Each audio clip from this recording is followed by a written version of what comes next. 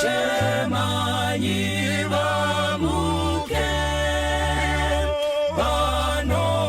vanoyeranga vati tenzi aswedera mwenje yenu ifute chiuno zisungwe bese vagadzirire kumuona tenzi mutsanyi vakarara chemanyi vamuke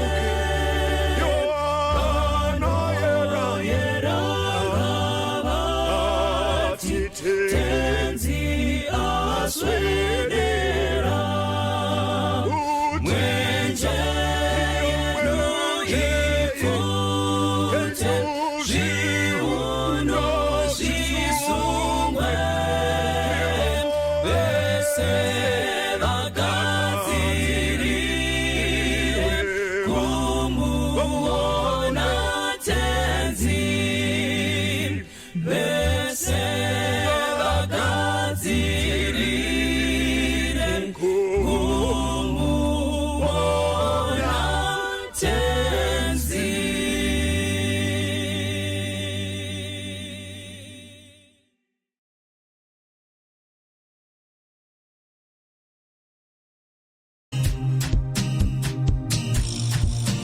Dumelang Batswana le hano re le ba seroma mo sa Mambokazi Dream Radio rare re hano a re seng seroma mo seno a re thuteng dilo tse dintsi ka Mambokazi Dream Radio. Batswana ra la amogela lo the Batswana mo Mambokazi Dream Radio.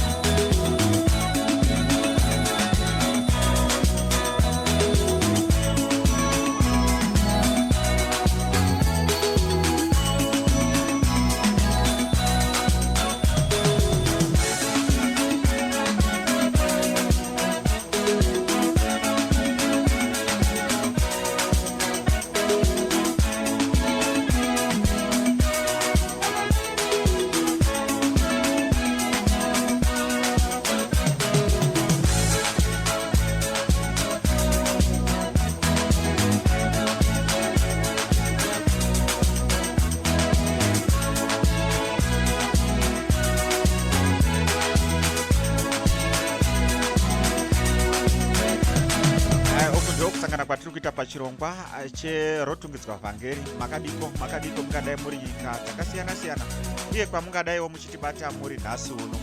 Ndinokumhorosai pachirongwa yamakadai kuteerera ndiro nepenyero yemambokazi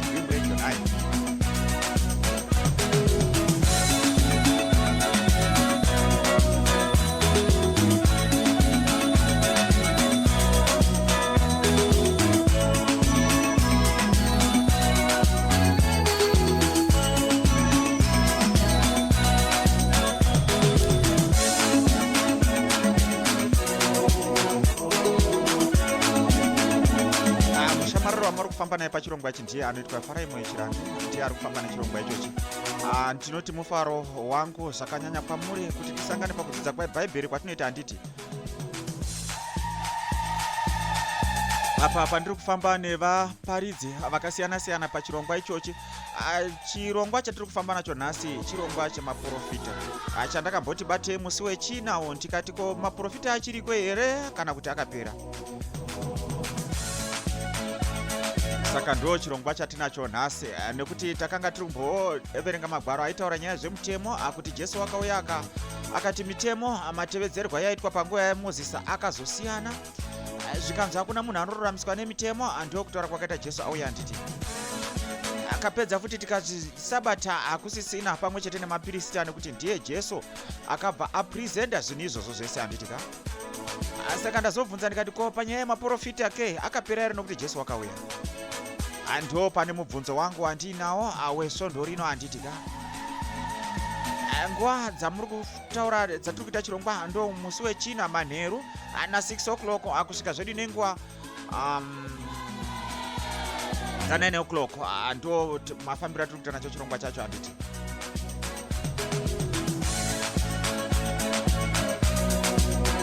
Right, tisati zvedu tapinda mukati mwechirongwa chedu regai timbotora muimbi 1 ambofanira kupinda mukati umo then tobva tazotanga zvedu kuenderera mberi nechirongwa chedu naye.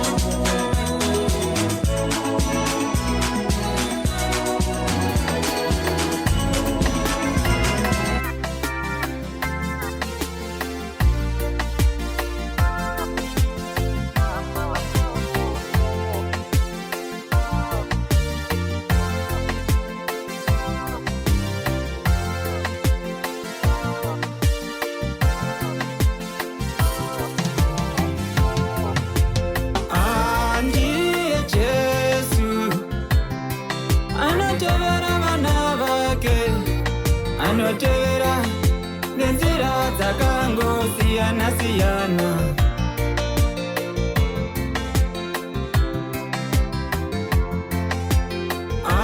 Ndiye Jesu anotevera vana vake, anotevera nenzira dzakangosiyana-siyana.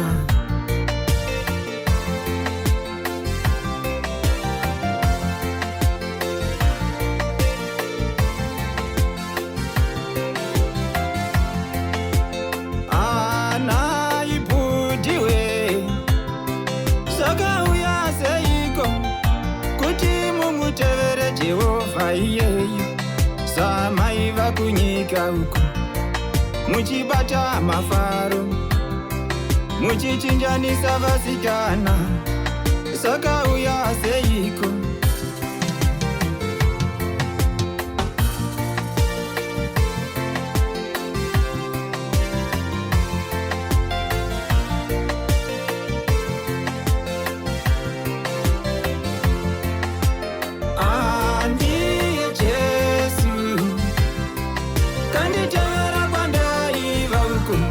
Kanditevera nenzira dzakangosiyana-siyana.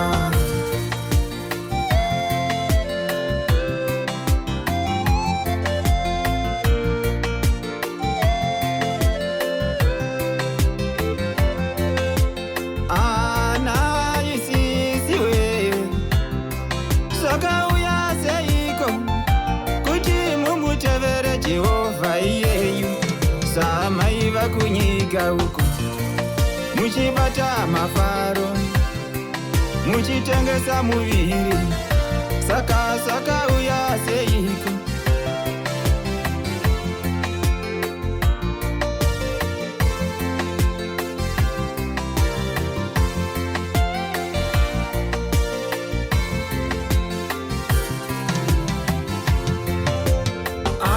Ndiye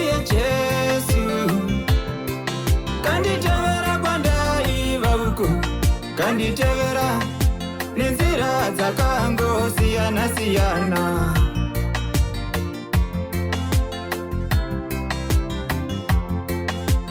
Anai babaka sakauya seiko kuti mumutevere Jehovha iyeyu samai vakunyika uku muchibata mafaro saka sakauya seiko.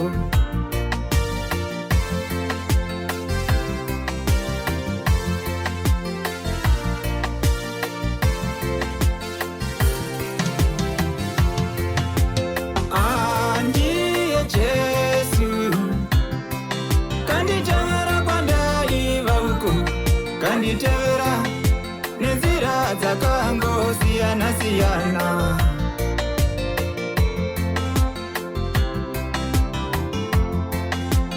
Anai mamaka zvakauya seiko kuti mumutevere Jehovha iyeyu samai vakunyika uku muchiputsa misha yevanhu muchimhanya nemakuhwa saka zvakauya seiko.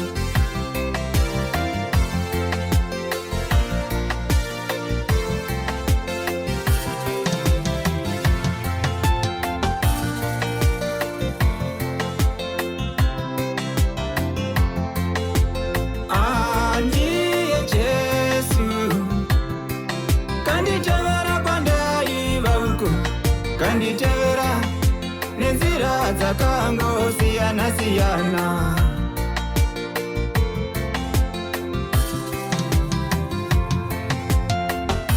Kana naivo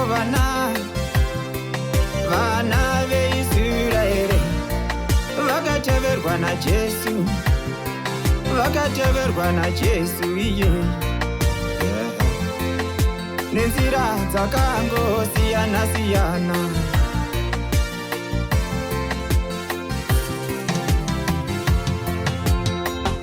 Kana naiye Jona wakateverwa naJesu akateverwa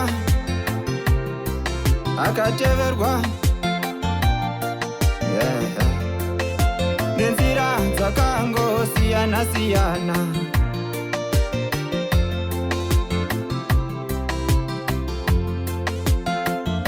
Jesu anotevera vana vake pamwe anotevera nematambudziko pamwe anotevera neurwere pamwe anotevera nematambudziko. Jesu anotevera vana vake Jesu anotevera nematambudziko.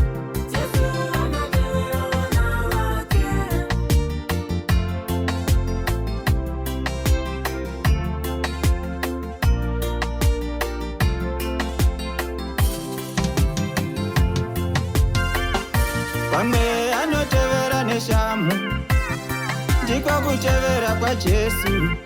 Simwe anotevera neshamu uku ndiko kutevera kwaJesu. Iye anotevera vana vake Suwa anotevera vana vake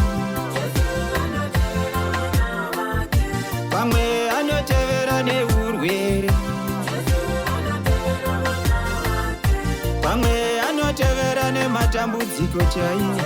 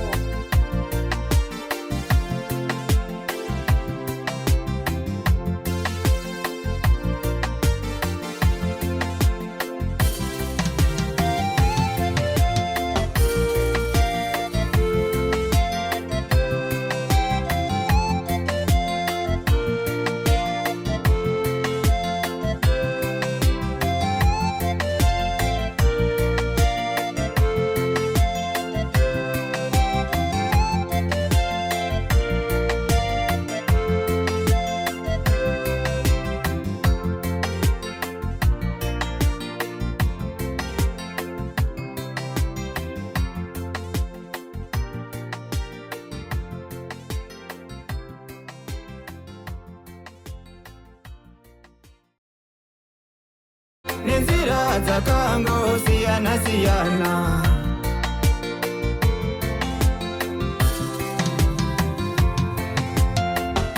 Kana naivo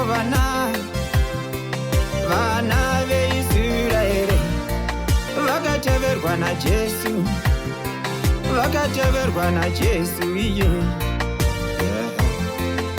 nenzira dzakangosiyana-siyana.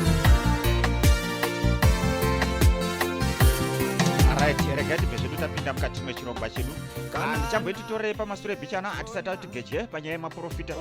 Tobva tambotanga nepatakasiyira last week maererano nemitemo yatakati kufamba nayo, kuti iye Jesu achizouya kana kuti achizochinja kana kuti achizoita mashandiro akati chinangwa chaJesu chakasiyana. Ndo pandoda kuti titangire ipapo, then tobva tachizopinda munhaurwa yemapostoli. Sorry, not mapostoli, maprofita nayo. Maprofita achiri kuere nhasi kana kuti akusisina, handiti ndo nyaya tichafamba nayo nhasi. Pamwe anotevera nematambudziko, pamwe anotevera neurwere, pamwe anotevera nematambudziko, Jesu anotevera vana vake, Jesu anotevera chachiripo cheMosaic Law chachiri kana kuti sungano yakudhara. Then uyezve topa tsananguro yekuti chinangwa chesungano itsva inozova sungano yakazoita iyo yatoti new covenant chachiri uyezve notipawo kuti yatinoti grace nelaw musiyano wazvo uri papi just muchidimbu. Regai ndimbozama nepandogona napo. Saka ndikaenda pasungano yakare watoti mutemo waMozisi uya, tinoti isungano yakapiwa kuvana veIsraeri asi ichiburikidza naMozisi. Chinangwa chaiti achiri chei, ndikangoto pandogona napo chokutanga chandogona kuti Mwari vaida kuratidza utsvene hwake, vaiva kuratidza utsvene hwaMwari nechivi chemunhu.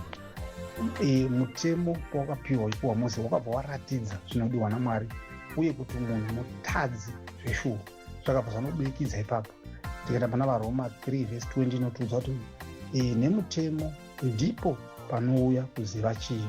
Saka tobva taona kuti yabva yatinazotibvira otherwise nenyaya yekuti pakati pamutemo wekuchivi chakabva chazikanwa. Saka ndinoona sokuti ndo chimwe chanengaona kuti ndo chimwe chachiri chinangwa chemutemo iwoyo wakaitwa. Chechipiri chanengaona yatoti the Mosaic Law waititungamirirawo futi waitungamirira vanhu kuenda kuna Kristu. Ungati mutemo uyu waive semudzidzisi kana kuti mutungamiri airatidza kuti vanhu vaida muponesi. Saka tikaenda pana vaGaratia 3:20 inoti mutemo wakava mutungamiri wedu kuna Kristu, ndiyo yanga iri nzira waitiindisa kuna Kristu. Saka ndochinda pane yechi3 point pamutemo watoti Mosaic Law waiva futi uripo pakupatsanura rudzi rwavaIsraeri navamwe marudzi. Wakabva wasiyanisa kupatsanura vaIsraeri semarudzi aMwari, vakabva vapatsanurwa ipapo kunzi vaIsraeri kuti wakapiwa mutemo. Saka mutemo wakapiwa wanga une zvibayiro, wanga une masabata uye mitambo zvakaita kuti vaIsraeri ive vanhu vakatsaurwa kuna Mwari pakati pamamwe marudzi. Zvakabva zvasiyanisa maIsraeri zvavaiita ivo zvasingati nemamwe marudzi. Saka tobva taona kuti izvo ndo zvimwe zvakatiratidza zveshuwa kuti otherwise zvazviri izvo peposi yemutemo iwoyo. Ndikaenda pane chimwe zvichandikada kuona ndingangoenda pane chimwe zvechipoint yakuda yechi4 yekuti otherwise kufananidzira zvinhu zvaizouya muna Kristu. Saka tinoona otherwise mutemo uyu newo waifananidzira zvinhu zvaizouya muna Kristu. Zvinhu ndezvipiko zvaizouya muna Kristu? Tinoona zvimwe zvinhu zvaita kakufananidzira gwayana repasika rainongedzera kuna iye Jesu Kristu. Vaprista vainongedzera kuna Kristu aizova uyu anova muprista wedu mukuru, asingachinjwi, asingaiti sei, asingafi, asina zvivi. Toona kuti zvibayiro zvaitwa panguva iyoyo zvainongedzera futi kuchibayiro chaiye Jesu Kristu tikatarisa panhingikiri pamuchinjikwa. Tikatarisa iyo temberi yai yavaishandisa iyo yainongedzera pakusvika kwaMwari pakati pavanhu nokuburikidza naiye Kristu. Kuti kana pana Hebrew 10:1 inoti mutemo waive mumvuri wezvinhu zvakanaka zvichauya. So zvinhu zvese zvaitika zvese makwayana aibayirwa, mapirisita zvibayirwa zvese zviva zviri chiongori mumvuri wakristu uyo aizouya. Saka ndingangoti otherwise ndizvo zvandingautaura nezvenyaya yesungano yakudhara. Then taunobata zvesungano itsva kuti sungano itsva yakauya sei, yakauya kuburikidza najesu kristu. Chinangwa chayo chachiri chii chokutanga chandingangutaura ndechokuti yakaunza kuregererwa kwechivi kwechokwadi.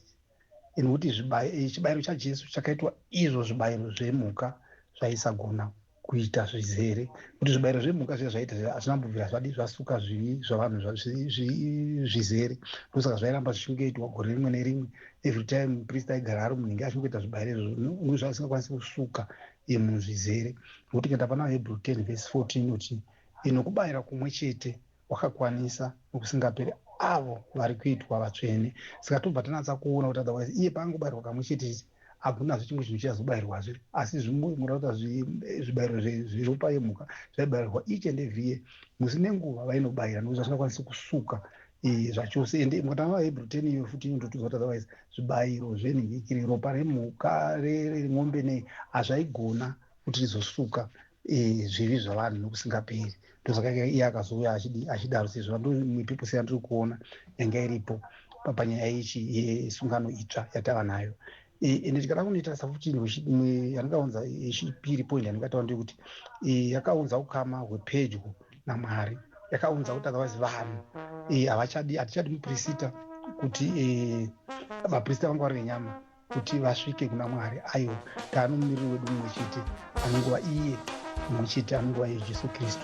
Saka tinoti ndo zvimwe zvatiri kuona zvimwe zvaviri zvanga zvakuya ipapo pakuti sungano itsva iyi zvayainomiririra uye zvayaida kuzobirikira pepeposi yayo.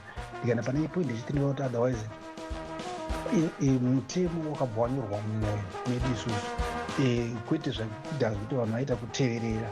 Mitemo yakanyorwa pamatombo, asi kuti apa mutemo wemuzvo wamwoyo medu hakusina zvinhu zvamatombo izvo Mwari zvakatipromisa. Tikaenda kuna Jeremiah 31 verse 33 inoti ndichaisa mutemo wangu mukati mavo, ndichaunyora pamwoyo yavo. Mwari akabva aunza izvo zvekuti otherwise mutemo wangu wanyorwa panhingikiri kunge uchinyorwa mumwoyo medu. Ndo imwe reason iyo purpose yesungano itsva. Tinoona zvinhu zvakanaka chaizvo nokuti takufamba nemutemo mukati, asi apa wanyorwa padombo utanga wapoverenga fesi. Imwe reason handiaona takapiwa futi ruponeso kubudisa nenyasha nokutenda. Ndizvo zvinhu zvakaitika. Otherwise ruponeso haruchava kune mabasa emutemo, harwaiva kuna mabasa, asi pakutenda takungowana chete nekutenda muna Kristu. Tikaenda pana vaEfeso 2 verse 8-9 inotitaridza izvo makaponeswa nenyasha nokutenda. Saka takuona ndo zvinhu zvakazodii, ndo yanga iri purpose yekuti mutemo munyowani yese iyoyi. Ndo zvandiri kuona zvandingangopa muchidimbu.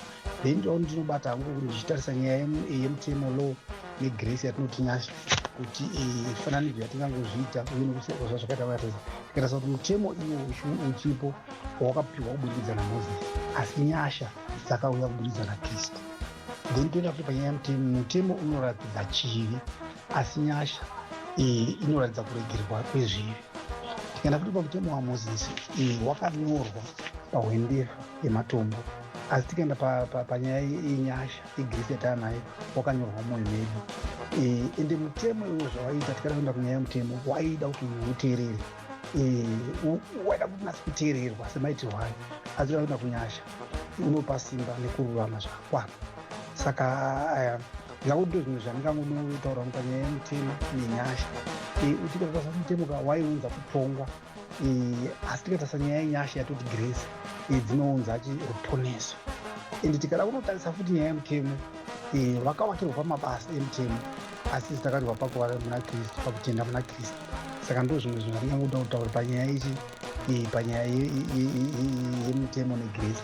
Tikada kuenda futi pana naJohani 1 verse 17 inoti chi, nekuti mutemo wakapiwa naMozisi asi nyasha nechokwadi zvakauya naKristu. Saka tobva taona kuona kuti ndo zvinhu zvatotaura nyaya yemutemo negrace kusiyana zvakaita. Mutemo wakauya naMozisi asi nyasha dzakauya naKristu. Uye tobva taenda pana vaGalatia 3 verse 24 inoti chi, inoratidza chinangwa chemutemo kuti chii. Naizvozvo mutemo wakava mutungamiriri wedu kuna Kristu kuti tinzi takarurama nekutenda. Saka tikaona nyaya yemutemo wakaratidza zvinodiwa naMwari. uye ukabudisa pachena chivi asi waisagona manje panyaya yemutemo hawaizombogona kubvisa chivi zvachose. Zvibayiro zvezvemutemo waMozisi zvaingoratidza chibayiro chikuru chaizouya, chibayiro chinova icho chejesu kristu.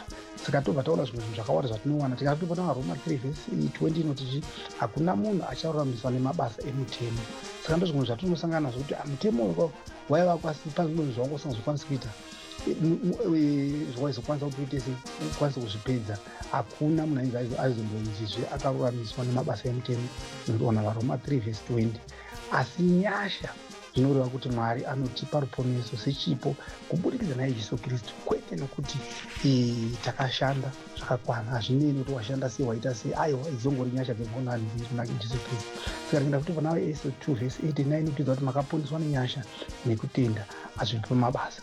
Saka tobva tachiona kuti nyaya yemutemo ipapa zvaibva pamutemo uwo mabasa waita ndapi, washanda papi wadii, asi pakazouya nyasha hazvimbobvi ipapo zvachose.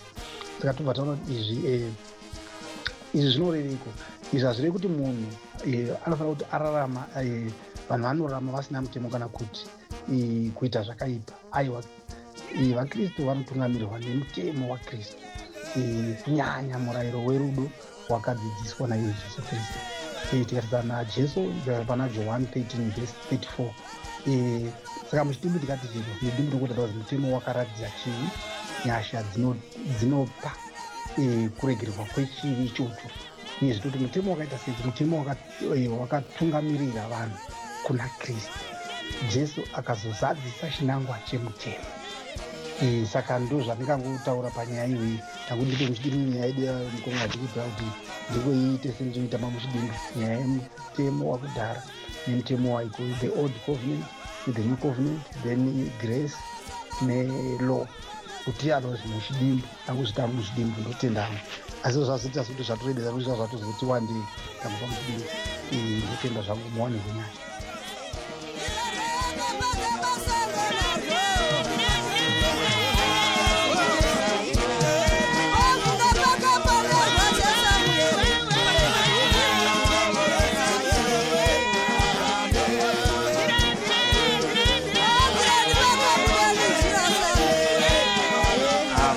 vamukaro vavari kutaura mudariro atingi vanyasa kutsanangura chaizvo zvinozwisika. Ndo patati tiitangire nyaya yedu kuti kana Jesu vakatomboya veidzadzisa kune zvimwe zvinhu, vatsanangura zvakawanda kuti mitambo, masabata, mapirisita nezvinhu zvakawanda zvavatsanangura ipapo. Saka takuda kuzozwa panhaurwa yemaprofita nayo. Aiwa, kana uchangotibata ndiyo Mambokadzi Dream Radio, ndiyo yawakadai kuteerera apo uri kufamba nemushamariri Faraimo yechirandu, ndiye ari kufamba nechirongwa chorotungidzwa Vhangeri 9.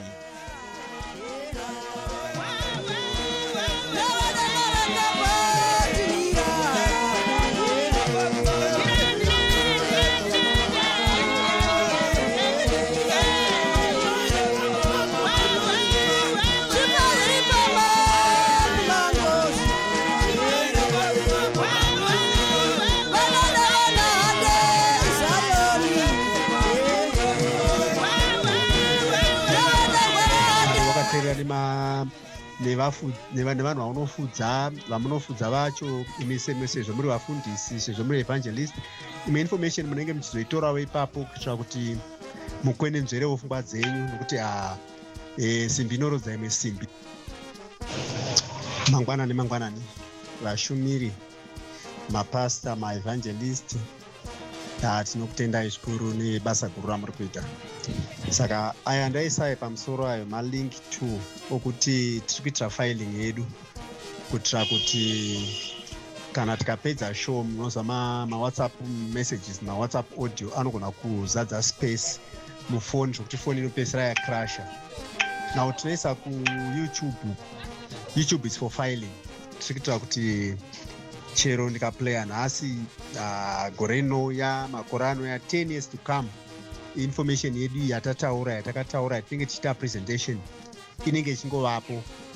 Zvakanakirawo futi kuti nyangwe kuchechi kwenyu makuda kuzondoplayawo muri mega, zvinenge zvaanani kuti unochiplaya chese wakateerera nemhuri, wakateerera neshamwari, wakateerera nevanhu vamunofudza vacho imi sezvo muri vafundisi, sezvo muri evangelist, imwe information munenge muchizoitorawo ipapo kuitira kuti mukwenenzverewo pfungwa dzenyu, nokuti simbi inorodza imwe simbi. So tiringofaila zvinhu zvedu kuitira kuti zvigarewo pari safe. YouTube nefacebook hazviwanzo kurasa mamessages, but WhatsApp inogona, foni inogona kubiwa. PaYouTube nyangwe foni ikabiwa, nyangwe ukabirwa chii, mumwe musi unozongoshandisa imwe foni uchinotsvaga information iyoyo uchiwana. Saka muchionatisa kuYouTube uku. Ndicharesponda zvangu panyaya iri mudariro, but for now ndamboti nditsanangure kuti tinoisirei kuYouTube. So paYouTube zvakare unogona information yatiri kuisa, mavhidhiyo yatiri kuisa kana kuti maaudio ese aya anenge acompiled. Zvatoita zvokutoisa maaudio ese acompiled kuti ninge wakataura apa, ninge wakataura, saka inenge yava 1 isiri audio yemunhu 1. So but at the same time kuti vanhu tidzidze, unogona kuzvicreateravo YouTube channel yako, wouploada sezvandaita apo. Indatouploada pane yangu inini YouTube channel. Saka imimi umwe nomumwe ari muno anenge aita contribution yake ane kodzero yokuzviuploaderavo paYouTube yake. But tiri kungokurudziranawo zvakare kuti zvinhu zvedu zvifambewo zvakanaka. Inaisa apo paYouTube yangu like necomment kana mibvunzo munenge muchingokurudzira vanhu kuti like necomment ndinoda kubvunza. Zvinoita kuti vanhu vazhinji vakurumidze kuwanawo evhangeri iroro. The more we like, the more we comment, the more we view, the more we listen to those things. Zvinoita kuti vazhinji vanzwe evhangeri iroro. Ndofunga kwasara 3 mamwe, but ndikuita space yefoni inombopota ichijema. Saka kwasara ndofunga kwasara 3. But anezuro kwasara 1. Akaitwa neThursday kwasara 1. But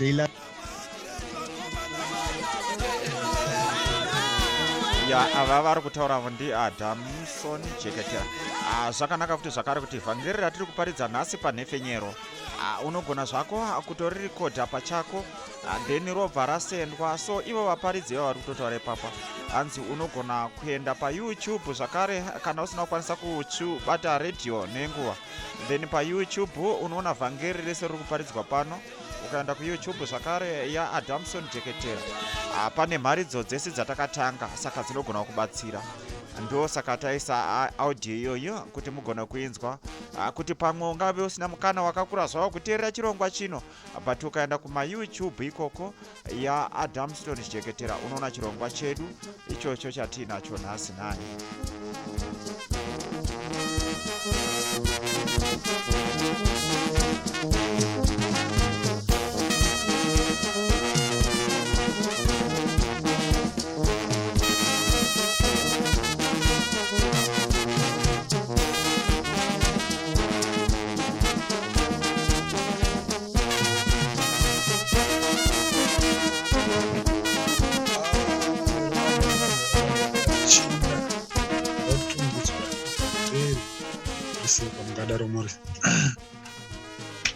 Inini ndine manzwisisiro ndakaita nyaya yechiprofita. Chiprofita icho pachacho, kuprofita chipo chinotobva kuna Mwari, chitori chipo. Kutoprofita chipo chinotobva kuna Mwari. Saka zvachiri chipo zvoreva kuti izvo hatifani kukatyamadzwa kuzwa chidhakwa chiri kutadza kana kumira chichikuprofitai zveupenyu hwenyu, chichitokudzai zveraramo yenyu, chichitokudzai neramangwana renyu. Chipo Kristu wakatoti huyai imi mose makaremerwa ndikuturei mitoro. Huyai mose imi nezvivi zviri kana ngokava nechivi chakatsvuka seropa, ndichachenura samakushe amakwai. Ndiko kutaura kwaKristu. Paakaonekana navadzidzi vake achienda kudenga, akarayira akati ini ndoenda ndichakusiyira mweya munyaradzi, ndiwo mweya mutsvene, ndiwo unouya nechiprofita. Saka imi mataura zvakanaka mukati mwana anenge azvarwa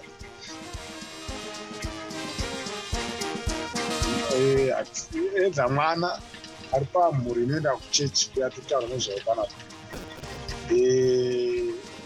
aine chiprofita, anozvarwa otongokura achitongoprofita.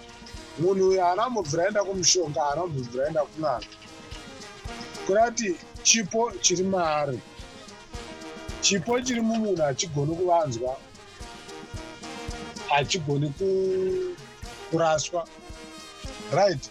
Chinozoitika mai ndechekuti kana munhu akanzi anonamata Mwari, munhu iyeye ari pakuyedzwa kwakanyanyisa muupenyu hwake, ari pamatemptations akanyanya, nokuti diablos aripo pakurwisa chiedza chiri pamunhu, diablos aripo pakurwisa chiedza chinenge chiri pamunhu. Saka ndosaka muchizonzwa nyinzi mufundisi ningi azobatwa nemukadzi wemunhu, zvazodai, zvinenge zvichibva panyaya yekuti diablos munhu akatoti inini ndazvipira, inini ndakunamata Mwari, ndopamunoona kuti miedzo yacho haiperi, miedzo haitoperi.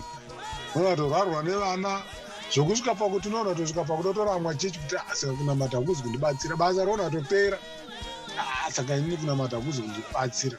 Saka ndo zvinoitika pamunhu anonzi anga ari muprofita but azobva akuita zvoun'anga, azodii mweya irimo.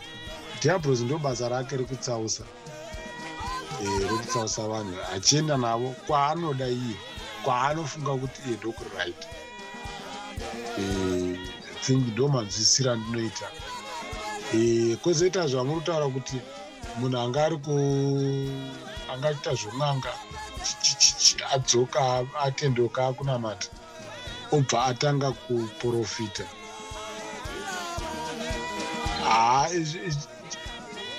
Hapana imwe nyaya, bhozi kana munhu iyeye akangobarwa chipo cho chiri maari, chinenge chirimo maari. Saka hazvichinje nekuti ari kuita zvipi. Mwari kana akakupa chunhu haachitore, anoramba chinoramba chinewe, ndiyo unogona kutongochiabhusa, but Mwari anenge atokupa. Kana atokupa chipo, akupa chipo. Nyaya yemunhu anga ari kunamata, jonzi kunamata kutendeuka, kusiya zvivi. Kana watova kunamata iwe watendeuka, kurati watobva mabasa akaipa, wadzoka kuna Mwari kuti ndine Mwari ndaawedza, wazvirasa. Pane commitment yaunonge watoita kuti wazvirasira kuna Mwari kuti ndine Mwari ndaawedza. Saka Kristu anotogamuchira vakarasika vose, vakangoya kwaari, iye ndiye anovapa simba. Saka hazvifaniri kunyanya kutishamisa kuti sei munhu anga ari n'anga antu atakubata naye akuprofita. Bhozi chipo, ini nditori nechimwe chiprofita chandakaprofitwa nechidhakwa, munhu iye atori chidhakwa namasi, but zvinhu zvaakaprofita ndikutorarama mazviri, ndakatozvibata ndikatogutsikana zveshuwa, ndo zvinhu zvairehwa zvezvi. But just because chipo chiri maari, Mwari anongomupa vision, anongomupa muono. Nevo futi mufundisi chechi kwedu akaronza vana chidhakwa usiku, taando mudedemura mudedemu. Saka chipo zvazosiyana nemunhu wake anenge anobata mishonga yake achitsvaga. Bhozi dambudziko ratangowana nderekuti kana munhu akambowana that power yekuona, akawana that power yekuti akukwanisa kutongorota zvake, because kurota futi it's a prophecy. Kurota chaiko zvake it's a prophecy. Profita inouya nenzira dzakawanda, even kutotaura chaiko shoko rinobva kuna Mwari. Kutaura kwatichitoita shoko rabva kuna Mwari, it's a prophecy. Zvinhu zvinotovhura vanhu, zvichiponesa futi vanhu, saka it's a prophecy.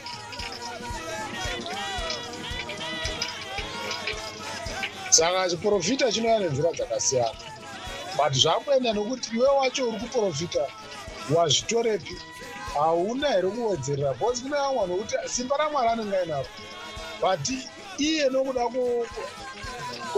kwenjere dzadiablos. Diablos ndiye ane manomani ese anoisa simba rake, anotorwisa kuti iye simba raMwari ribve kupinde rake. Ndatoona kuti kutori nevanoshedzera kuti go back to sender. No one knows kuti ndizvo chokwadi zvabva kuna Mwari, nokuti iro bhaibheri chairo chokura Mwari kuti kudzore kuti hakusi kwedu ndekwazvo. Saka munozviona kuti nyaya yacho inonetsa, asi isusu chatofana ngoziva chokuti chiprofita chipo chinobva kuna Mwari. Kutori nemunhu wokuti ane chipo chokuti akataura zvinhu zvaakotaura zvinhu zvinotoitika, just kungotaura.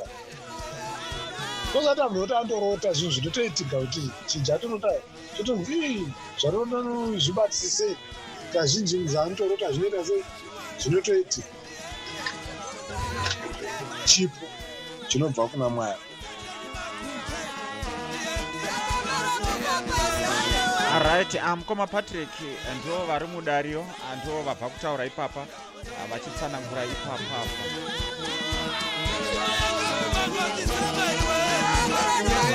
Ndoda kudzoka kuna mukoma Patrick kuti muzondipindura zvakare ipapa. Sekubvunza kwandakaita ini ndechiti ko kuchiri maprofita here? Mukati hongu chiprofita chiriko, chiprofita chipo. Mukatombotaura mukati imi makatomboprofitwa nemunhu akadhakwa, but zvakaitika. But there is no need yekuti tinobva tanyasa kutobhilivha kuti chiprofita chiriko, nekuti tinoziva kuti madhimoni anoprofita. Handiti muri kuona madhimoni ari kutoprofita, mashavi aya madhimoni anotoprofita zvinhu zviri kuitika. Still remember kuti panguva yaMozisi pachiitwa minana yanga ichiitwa, Mozisi achitoitawo zvake, achichinja nyoka dzake, achichinja tsvimbo dzichiita nyoka, ivo vaitoitawo dzavo, but hatingati chipo icho, vaitoitawo zvavo zvakati zvino utungamiriri hwaSatani. Saka nhasi uno ndo zvatiri kungoona kuti nhasi uno tine maprofita. Maprofita atinawo ndiwo here chaiwo. Ndosaka paenda kundobvunza kuti kana mabata nhingi yangu yatataka kubvunza, ndaenda kundobvunza ndichiti zvinoningana sei kuti munhu kana ari kuung'anga achiita zvenyika ozoya kucheche, kucheche ikoko kobva aita muprofita. Then kana ukabva kucheche uri muprofita ukaenda nezvenyika wave ng'anga, zviri kumbofambidzana sei zvinhu izvozvo? Ndo pane nhaurwa yangu. So nhaurwa yekuprofita haizi nyaya yekuti chipo, nekuti chero vanoita zvemasvikiro vanotoshandisawo futi, vanotoshandisa chiprofita but ari masvikiro handizvona zviri kuita. So ndoda kuti muzodzoka makundipindura zvakare ipapa mukoma Patrick, kuti muri kuti kudii, ndati maprofita achiriko here kana kuti zvakapera pakauya Jesu?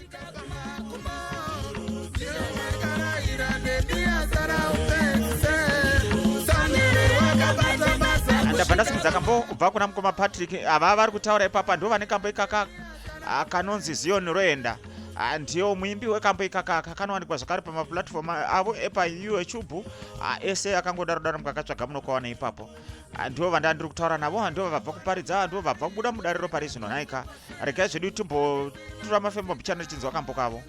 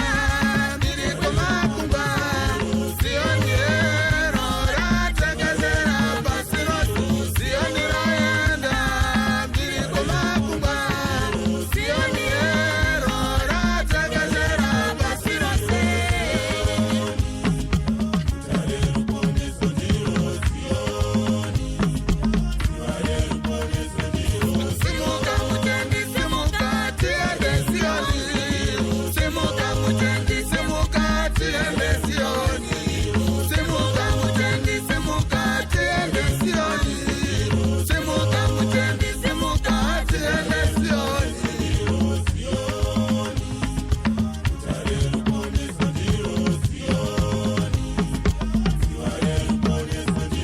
Simuka mutendi, simuka tiende Sioni. Simuka mutendi, simuka tiende Sioni. Simuka mutendi, simuka tiende Sioni. Simuka mutendi, simuka tiende Sioni.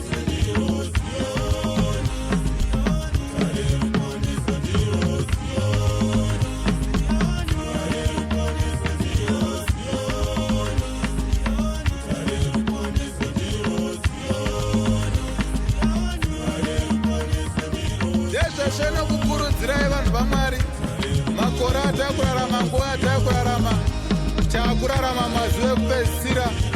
Anoda kuti iwe neni tinyengetere, titaure naMwari, nokuti ushe hwekumusoro hwaswedera. Zioni roenda, Zioni roenda. Saka tose handei neZioni pariri kufamba, zvedu zvisimuke.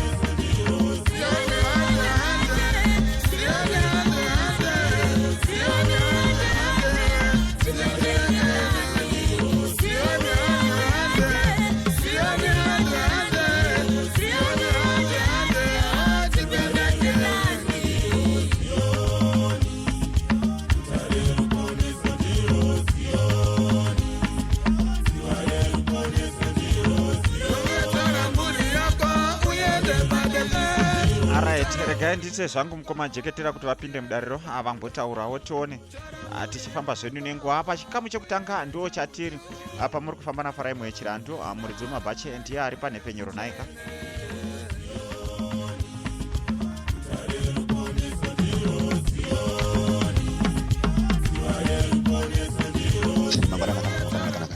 handati ndimbopindurawo zvishoma. Chazoona hangu tichinongedzera magwaro apo napapo. But panyaya yemuri kutaura yekuti chiprofita noun'anga, izvo ni zvakatosiyana. Ndosaka kuchinzi kuna Satani naMwari. Vanhu vanogona kuita dambudziko zvakare rokuti kuuka kuprofita, nokuti fortune telling kana kutaura zviri mberi kazhinji zvinogona kuitwa futi nemunhu anouka, nezvoitwa futi nomuprofita. So muprofita wokutanga kana chitaura bhaibheri ndiAbraham. Ende chiprofita chinosanganisira kurotswa kana kuti kuona mavision kana kuita revelation kana kuparidza uchitaura nezvokuru hwaMwari. So chiprofita basa racho rinozoonekwa nokuti chinobetserei. Chokutanga kana takataura tichitarisa nhau yokuprofita kwana Isaiah, kwana Ezekiel nana Jeremiah, chiprofita chavo kazhinji chainongedzera vanhu kuna Mwari. Chaive chichitidzokerai panzvimbo marashika, tichibata takatarisa kurashika kwakaita munhu kubva pakauya Satani achisevezera munhu. Munhu wanga akanaka ndochokwadi chatinofanira kugara tichiziva kuti munhu achisikwa wanga akafanana naMwari asina kana chitadzo, asi chivi chakazouya nokuda kwaSatani. Satani anova iye akakandwa pasi kubva kumusoro kudenga, nokuti wanga akuda kutorawo chigaro chaMwari. Zvinowanikwa pana Isaiah chapter 14 apa patinoona kudonhedzerwa kwaSatani. Isaiah 14 inotsanangura zvose izvo zvina Ezekiel chapter 27 inotaura kuti Ezekiel chapter 28 inotaura zvakare kudonhedzerwa kwaSatani. So kuti Satani achiuchi kune chipo. Saka Satani kutaura chokwadi vanhu vanoita mistake zvakuti munhu akazoenda kun'anga, munhu akazobva kuchechi akaenda kubhawa kana kuti oprofita, no kunenge kusisiri kuprofita yaakaunda faith kana kuti yaexperience. Ndo zvinoita Satani panguva ino hatingambotauri kuti ane chipo. Ndoona kuti vanhu vanoresva kududzira kubhaibheri papo kuti unenge chipo hachibvi. hatingambotaura kuti nhasi Satani ane chipo because yava counterfeit. Zvimwe zvaazvoexperience kuti iye wanga ari munhu waibwinyavo chaizvo achitawo mabasa akawanda, asi akazodzika ndobva adzika nedzimwe ngirozi dzakafurira akunzi madhimoni ezvinezvi. Saka hatingamboti tikaona USD toona fake counterfeit toramba tichiti hairi. Ndosaka mutoona kubhenki ukaenda nemari yakafanana neUS ichitonzi iyi haisi because ifake counterfeit.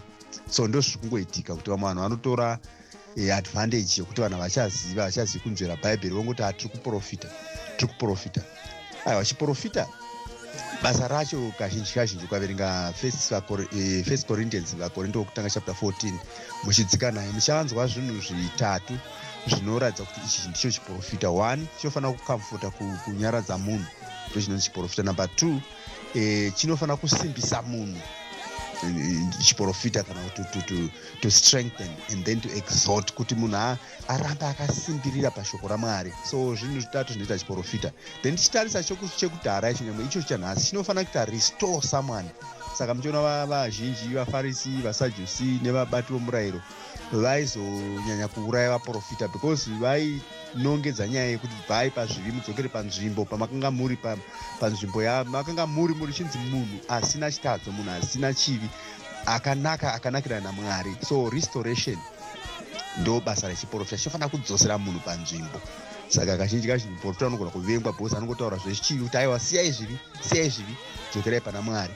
Vazhinji vaitourawa namuna. Nhasi vari kuurawa kana ukanyanya kumirira chaizvo kutaura kuti vanhu ngavadzokere panzvimbo, ngavazive zvitadzo, ngavararame sokuda kwaMwari. So chiprofita in short chakatosiyana nokuvuka. Kuvuka ndo divination, fortune telling, kana kuti izvo sosara. Munhu anonzi sosara ndiye munhu anenge achivuka, kunyanya kuvuka ikoko. So kuvuka ng'anga inouka ichitoita mafanika inobatsira, but zvicounterfeit haipi solution, inopa yatingati relief, kana kuti semapirizi haapi munhu healing, anopa munhu relief. Mimwe mishonga haipi munhu treatment, inopa relief yokuti a temporary thing. So kazhinji ndo zvinoita ng'anga nevauki, havapi munhu solution yeproblem yake. Kana chiri chiprofita manje chinokupa zvese, chozodzokera chidzika, chifamba newe, chikuudza, uchinyatsozviona, ndo chinonzi chiprofita. Saka kuprofita nokuuka hazvakatosiyana. Kuuka ndokwaSatani, kuprofita ndokwaMwari.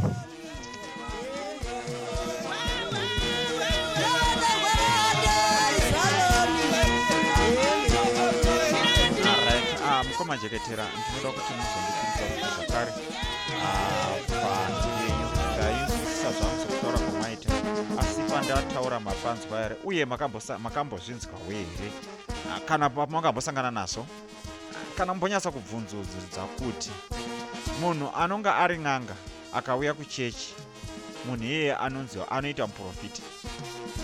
Ukange uri munhu uri kushandiswa naMwari sekutaura kwamutiri kuitako, uri kuprofita, ngatiti munhu ari kuprofita obva arega chechi akaenda kunyika, anondosvika akaita muprofita.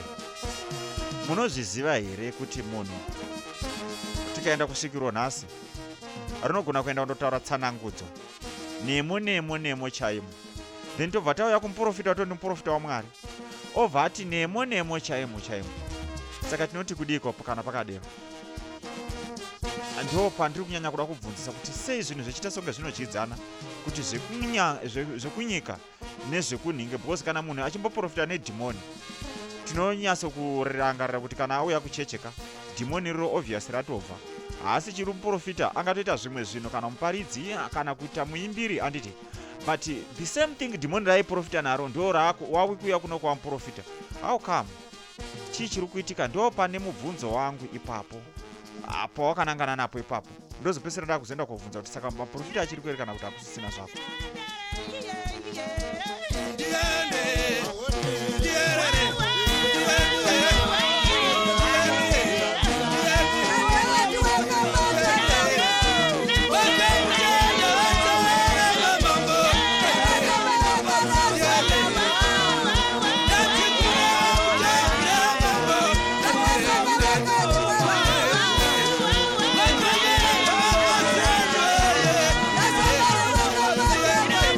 pamusoro pese kwamuri ngati ndimbozamawo nepandogona napo mubvunzo wenyu mukoma Jekitera kwamakamboti pakumusoro-ko mumboti pana anokwanisa here kutsanangura ndakungotsanangurawo zvangu